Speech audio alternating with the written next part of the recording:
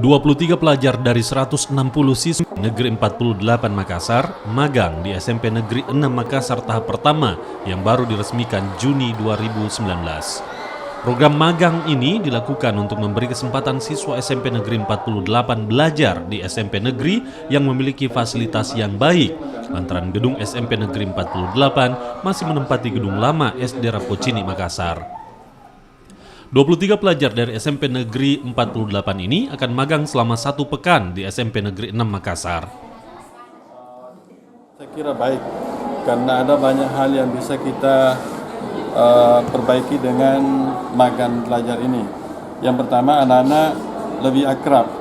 Kita ingin ciptakan suasana pelajar-pelajar Makassar itu saling mengenal, saling akrab, sehingga bisa terhindar dari hal-hal yang tidak diinginkan seperti yang pernah terjadi masa-masa lalu, anak-anak berkelahi antar sekolah.